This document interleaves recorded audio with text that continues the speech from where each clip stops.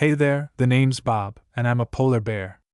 If you've ever pictured life as the top predator, with a killer fur coat and zero heating bills, let me bust that myth.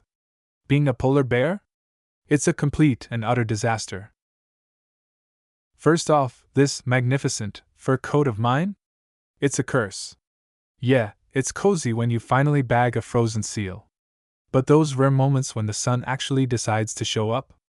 I feel like I'm being baked in a convection oven. This fur just doesn't breathe, and I feel like I forgot to turn off the stove. People think we just waltz around and poof, dinner's served. Not even close.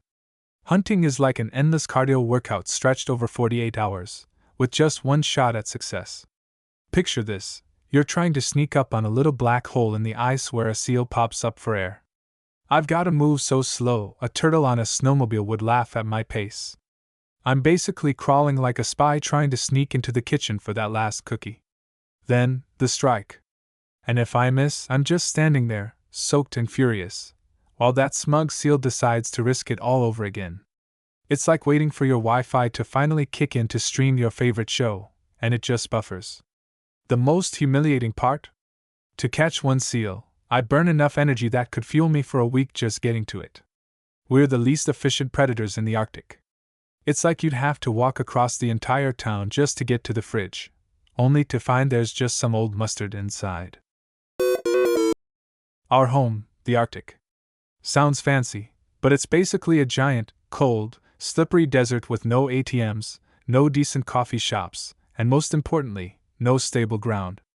My ice, which used to be my trusty office and hunting ground, now acts like a broken elevator. You press the button expecting to reach your floor, and it suddenly shakes and dumps you halfway, among chunks that are flying around like discarded old furniture parts. Because of this constant system reboot, we're spending way more time in the water than we'd like. Swimming isn't a chill activity. It's a grueling CrossFit session that ends with you swimming 30 miles, only to find a piece of ice the size of your dinner plate instead of solid ground. I'm forced to swim farther, starve longer, and watch my home turf literally become some forgotten, used-up dish towel in the bathroom, a constant reminder of when it was actually useful. And you know what seals think when I try to sneak up on them?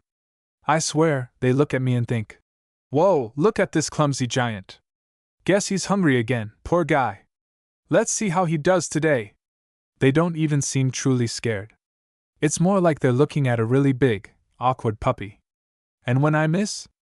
I bet they're giggling. "Dude, we've seen better," is probably what they whisper to each other as they dive back under, leaving me wet and humiliated. The other animals? They're not exactly trembling either. Walruses? They just give me these blank stares, like I'm some uninteresting speck of dust. Birds? They squawk, sure, but it's more out of annoyance than fear. I've basically become some kind of local roadside attraction, like a broken-down vending machine that's still standing, but everyone just walks past because they know it won't dispense anything. No added value. I'm Bob, and I'm forced to look for new food sources, which isn't really my thing.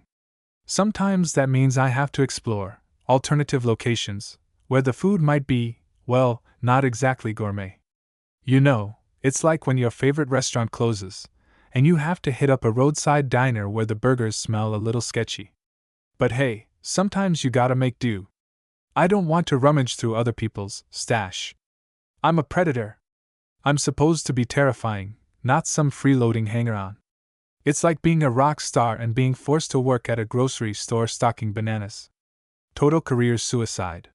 So, next time you see my picture on a postcard, strong, majestic, swimming through ice, remember, that's a staged shot. The reality is, I'm wet, cold, I've trekked 100 miles for a meal I'll probably never catch, and I'm desperately wishing someone would bring me an air conditioner. Being a polar bear? It totally sucks. And if I had a choice, I'd be a beaver. At least they build dams and gnaw on trees, which sounds way more fun than chasing seals on melting ice.